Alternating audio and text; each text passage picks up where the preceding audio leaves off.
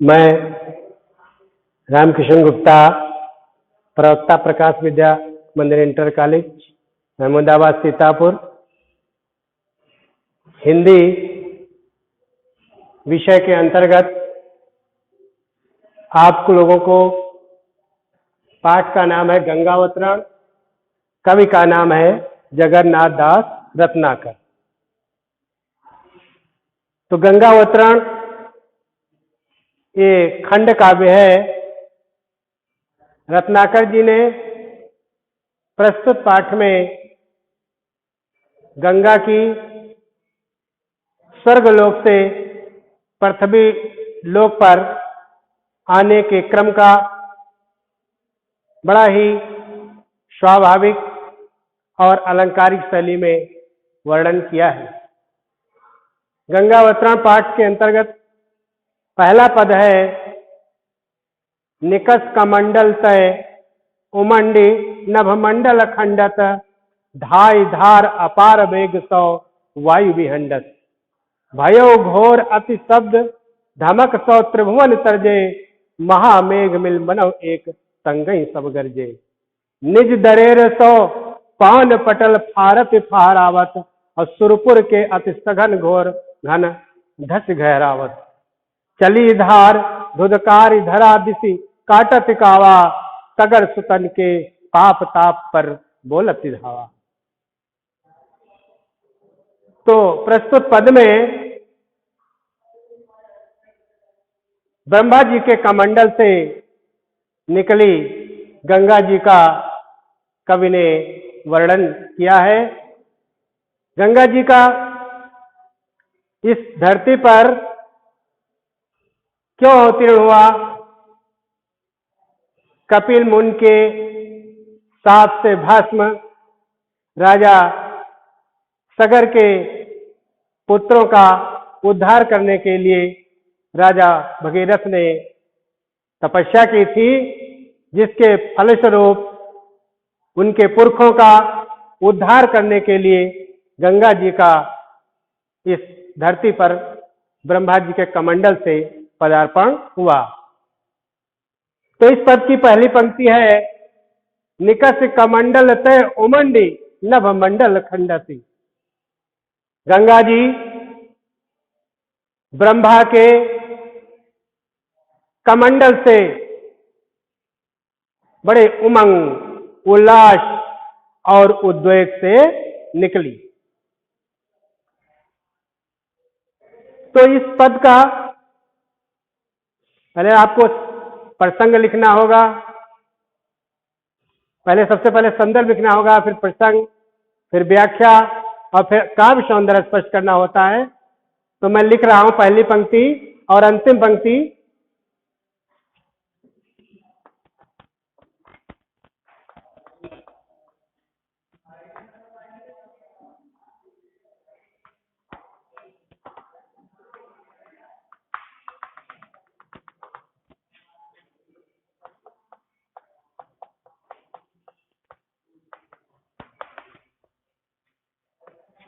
तो पहली और अंतिम पंक्ति लिख रहा हूं।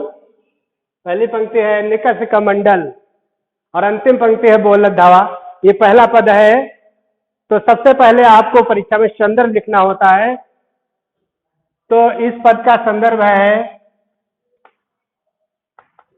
प्रस्तुत सुललित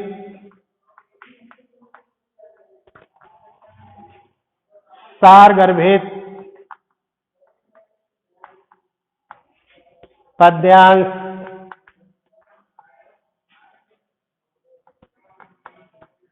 मनोहारी साहित्य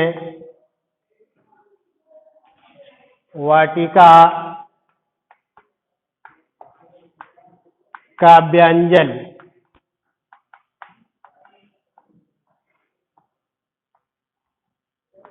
मनोहारी साहित्य वाटिका काव्यांजल के नागरमाली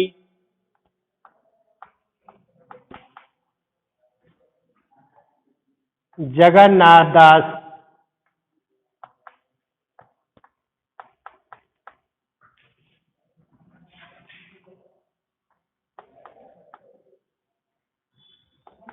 जगन्नाथ दास रत्नाकर जी द्वारा रोपित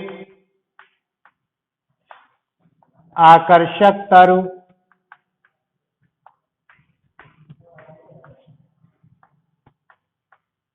गंगावतरण शीर्षक पाठ से अवतरित है।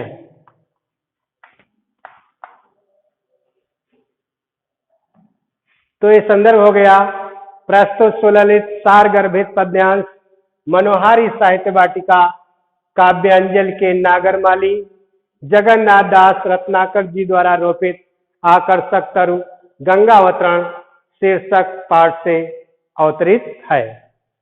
इसके बाद आप लोग प्रसंग लिखना होता है। तो ये प्रसंग में क्या लिखोगे? ब्रह्मा जी के कमंडल से निकली गंगा जी की शोभा का, उनके अवतीर्ण होने का बड़ी ही अलंकारिक शैली में वर्णन किया गया है। इसके पश्चात व्याख्या।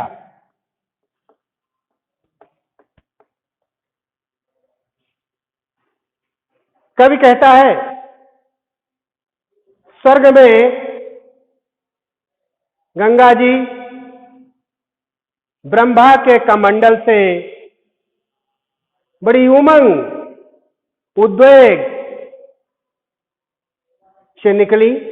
निकष कमंडल से उमंडी, गंगा जी निकष निकल करके कमंडल ब्रह्मा जी के कमंडल से उमंडी बड़े उमंग उल्लास उद्वेग से निकली। गंगा जी ब्रह्मा के कमंडल से बड़े उमंग उद्वेग एवं उल्लास से निकली। नभमंडल खंडत, नभमंडल खंडत आकाश मंडल को चीरती हुई वायु विहंडत, और वायु को विखंडित करती हुई आकाश मार्ग से अपार वेग के साथ दौड़ी। गंगा के और भयो घोर अतिशोभ शब्द धमक सौत्र भोनाद, गंगा के इस अपार तेज वेग से निकलने के कारण अति घोर भय, अत्यंत घोर शब्द हुआ, जिसकी धमक से त्रिभुवन राजो, तीनों लोग, पृथ्वी लोक, पाताल लोक और स्वर्गलोक से गंगा जी निकली, और तीनों लोग जो है कांपने लगे। और महामेघ मिल मनौ एक संगई सब गरजे। गंगा के इस तेज प्रवाह को देखकर ऐसा लग रहा था कि मानो महामेघ माने होता प्रलय काल के बादल आपस में मिल करके गरजे, एक साथ गर्जना कर रहे हैं। महामेघ मिल मनहु एक संगहि सब गरजे। गंगा जी के तेज प्रवाह को देखकर ऐसा प्रतीत हो रहा था कि मानो प्रलय काल के बादल, महामेघ माने प्रलय काल के बादल मिल करके एक संग सब एक साथ गर्जना कर रहे हैं। यहां पर मनहु शब्द आया है, ये उत्प्रेक्षावाचक है। उत्प्रेक्षा अलंकार की परिभाषा आपको मालूम है। उत्प्रेक्षा की क्या परिभाषा होती है? जहां उपमेय में उपमान की संभावना की जाए, जहां उपमेय में उपमान की संभावना या कल्पना की जाए, वहां उत्प्रेक्षा अलंकार होता है। उत्प्रेक्षावाचक शब्द है मनो जन जानो जानो मानो। तो महामेघ मिल मनो एक संग सब गर्जे, इसमें उत्प्रेक्षावाचक शब्द मनो आया है, अतः इस पंक्ति में उत्प्रेक्षा अलंकार है। और निज दरेर सो पौन पटल फारत फहरावत, और गंगा जी निज दरेर अपने तीव्र प्रवाह के धक्के से, दरेर माने धक्का, गंगा जी अपने तीव्र वेग के धक्के से पावन पटल, पवन रूपी पर्दे को, या वस्त्र के लिए पटल माने वस्त्र, पवन रूपी पर्दे को फाड़ती हुई या चीरती हुई आगे बढ़ रही है। सुरपुर के तगन घोर धन घस गहरावत, सुरपुर स्वर्गलोक के, और गंगा जी अपने प्रवाह से स्वर्गलोक के सघन अत्यंत घने बादलों को घिसती हुई, काटतिकावा चली धार धुधकारी धरा विश्व काटतिकावा, और पृथ्वी के ओर चक्कर काटती हुई तेज धारा में निकल पड़ी, और सगर सुतन के पाप ताप पर बोलत धावा, और राजा सगर के सुतन, सगर सुतन सन मने पुत्र, राजा सगर के पुत्रों के पाप और ताप, पाप और कष्टों को काटती हुई, चढ़ाई करती हुई, राजा सगर के पुत्रों के पाप और कष्टों पर चढ़ाई करती हुई पृथ्वी की ओर चल पड़ी, अवतीर्ण हो गई। तो इस प्रकार से इस पद के शब्दार्थ हैं कि विहंडत, विखंडित करती हुई। तो शब्दार्थ आप देख लीजिएगा, शब्दार्थ विखंडत,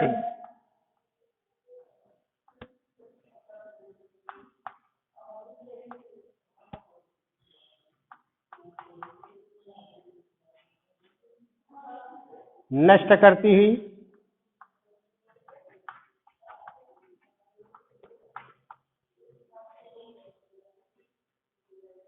महामेघ प्रलय काल,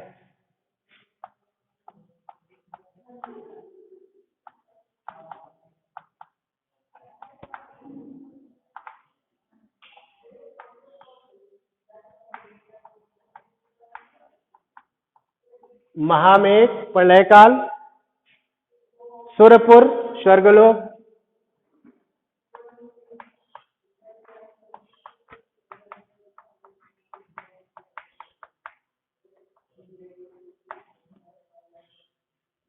सगर सुतन,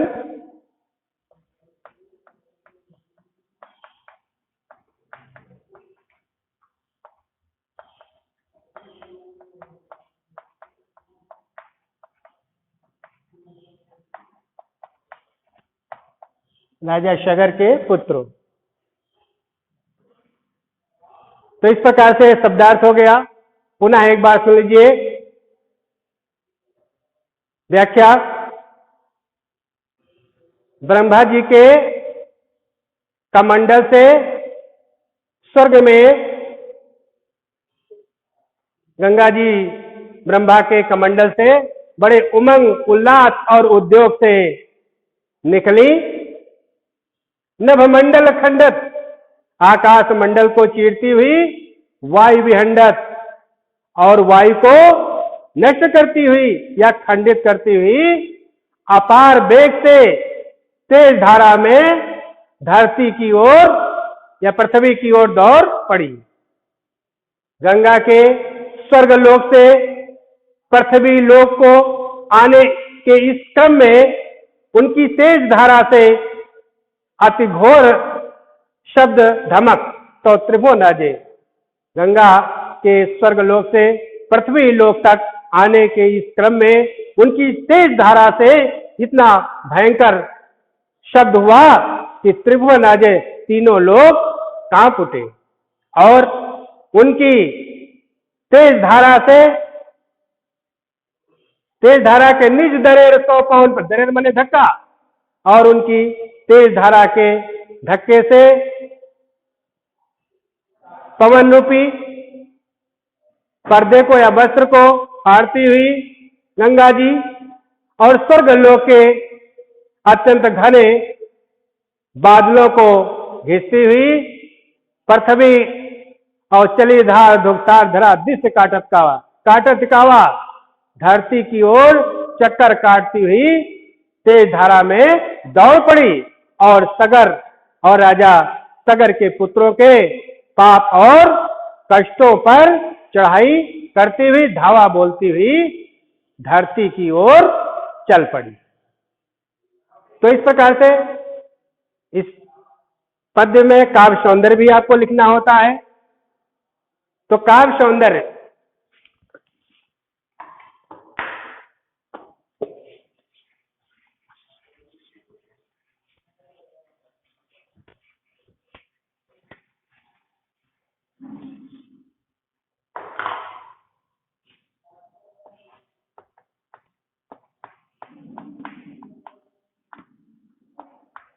काव्य सौंदर्य, तो काव्य सौंदर्य में सबसे पहले तो मुख्य रूप से किस बात का वर्णन होता है उसको लिखा जाता है। तो काव्य सौंदर्य की पहली विशेषता क्या है कि गंगा के अवतरण का स्वर्ग लोक से पृथ्वी लोक पर सगर पुत्रों के उद्धार के लिए हुआ है। गंगा का अवतरण स्वर्ग लोक से पृथ्वी लोक पर सगर पुत्रों के उद्धार के लिए हुआ है। उसी भाव को कवि ने प्रस्तुत पद में अभिव्यक्त किया है। तो पहली विशेषता है कि गंगा का अवतरण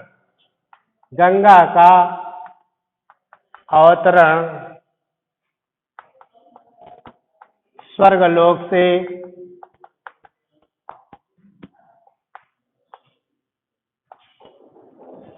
पृथ्वी लोक पर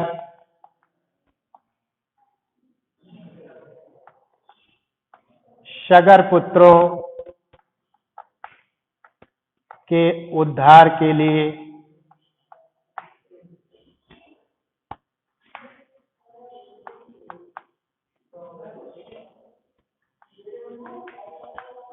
पहली विशेषता क्या है? गंगा का अवतरण स्वर्गलोक से पृथ्वी लोक पर सगर पुत्रों के उद्धार के लिए हुआ है। इसी भाव को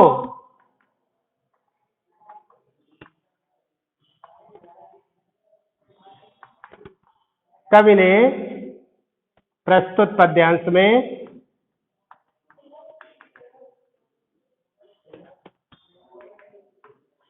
अभिव्यक्त किया है। तो इस पद्यांश का मूल भाव है कि गंगा के अवतरण का स्वर्गलोक से पृथ्वी लोक पर सगर पुत्रों के उद्धार के लिए हुआ है। इसी भाव को कवि ने प्रस्तुत पद्यांश में अभिव्यक्त किया है। अब इसके बाद में रस, तो प्रस्तुत पद्यांश में वीर रस है। प्रस्तुत पद्यांश में कौन सा रस है? वीर रस। वीर रस कहां पर होता है? जहां पर वीर भाव का स्मरण होता है, उमंग उल्लास का वर्णन होता है, वहां वीर रस होता है। तो प्रस्तुत पद्यांश में रस कौन सा है? वीर। भाषा ब्रज भाषा। रत्नाकर जी ब्रज भाषा के ये अमर गायक है। ब्रज भाषा का इन्होंने बड़ा ही सुंदरतम वर्णन अपने काव्य में किया है। शैली मुक्तक, ये प्रबंधात्मक मुक्तक का ये प्रबंधात्मक मुक्तक काव्य है। गुण इसमें क्या है? ओज, ओज गुण। छंद एक ऐसा है रोला।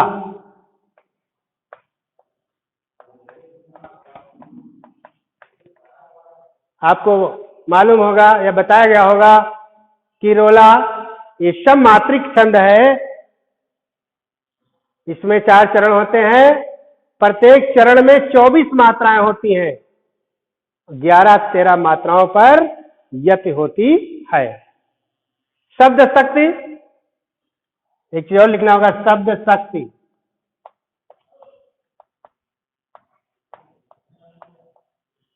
लक्षणा, जहां मुख्यार्थ से काम नहीं चलता है वहां पर लक्षणा शक्ति होती है। इसमें गंगा के प्रकट होने का विभिन्न माध्यमों के साथ वर्णन किया गया है। अतः इसमें शब्द शक्ति क्या है, लक्षणा है। और अलंकार, अलंकार इसमें मनो आया है, मैंने आपको बताया है। उत्प्रेक्षा अलंकार, जहां उपमेय में उपमान की कल्पना या संभावना की जाए वहां उत्प्रेक्षा अलंकार होता है। तो महामेघ मिल मनो एक संग सब गर्जय, इस पंक्ति में उत्प्रेक्षा अलंकार की छठा द्रष्टव्य है। और एक पंक्ति है इसमें, चली धार धुधकारी धरा दिस काटत कावा। धरा, चली धार धुधकारी धरा, ये अनुप्रास अलंकार है। इस पंक्ति में कौन सा अलंकार है, अनुप्रास अलंकार है। जहां किसी व्यंजन की बार बार आवृत्ति हो वहां अनुप्रास अलंकार होता है। तो इसमें अनुप्रास अलंकार की भी छठा द्रष्टव्य है। तो इस प्रकार से ये काव्य सौंदर्य हो गया। तो व्याख्या के अंतर्गत विभिन्न प्रकार के प्रश्न भी पूछे जाते हैं। जैसे इस व्याख्या पर आधारित प्रश्न है, आप लोग नोट कर लीजिए कि गंगा का अवतरण कहां से हुआ और किस लिए हुआ, एक प्रश्न। दूसरा प्रश्न है, प्रस्तुत पद्यांश का संदर्भ लिखिए। तीसरा प्रश्न है, ये आपको HW होमवर्क दिया जा रहा है। तीसरा प्रश्न है, प्रस्तुत पद्यांश के काव्य सौंदर्य पर प्रकाश डालिए।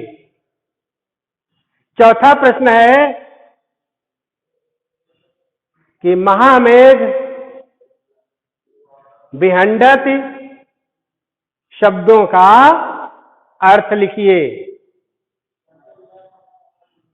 तो इस प्रकार से ये मैंने आपको होमवर्क दिया है, इसको आप लोग कंठस्थ कीजिए और बताइए। अगला पद्यांश है,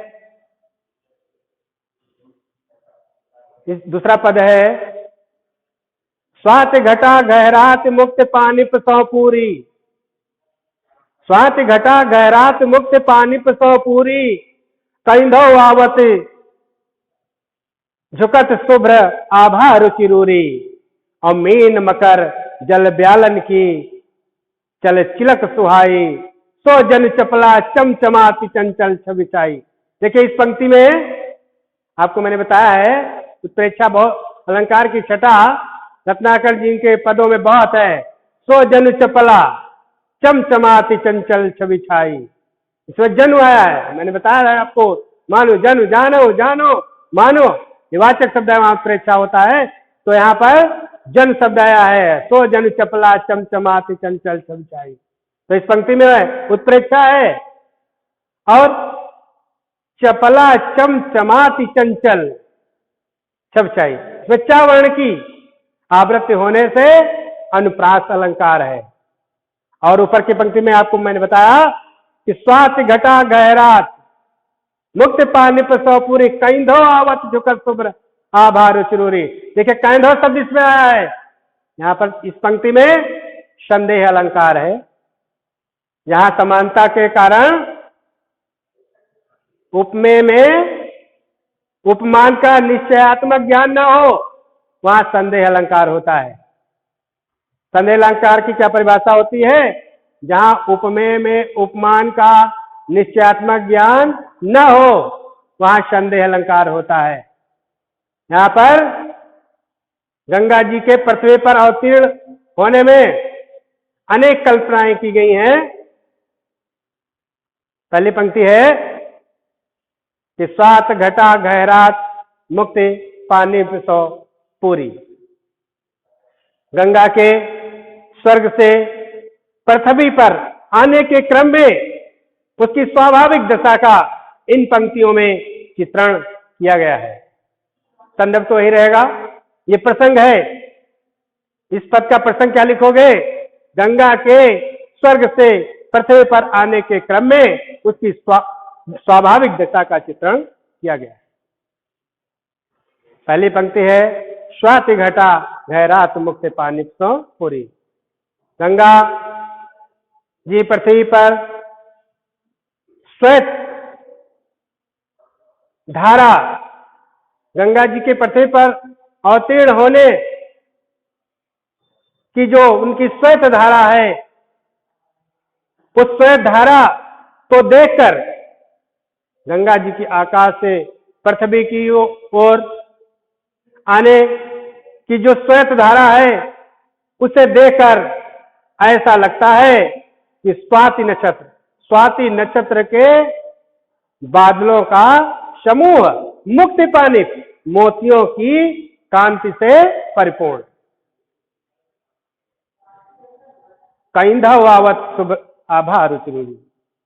और गंगा जी की शोभा को देखकर ऐसा लगता है कि उनकी श्वेत कांति से परिपूर्ण सुंदर आभा ऐसे प्रतीत हो रही है जैसे मीन मकर जल ब्यालन की चल तिलक सुहाई। मीन मछलियों, मगरमच्छों, जल ब्यालन और जल सर्पों पर की जो चमक है वो ऐसी प्रतीत होती है कि मानो चंचल बिजली चमक रही हो। तो ये इस प्रकार से इसकी व्याख्या हो गई, भावार्थ हो गया। अब इसमें माने शब्दार्थ आपको याद करना है। आपको होमवर्क दे रहा हूं कि किस पंक्ति में संदेह अलंकार है। प्रस्तुत पद की किस पंक्ति में संदेह अलंकार है और किस पंक्ति में उत्प्रेक्षा अलंकार है और किस पंक्ति में अनुप्रास अलंकार है। दूसरे आपको शब्दार्थ लिखना होगा।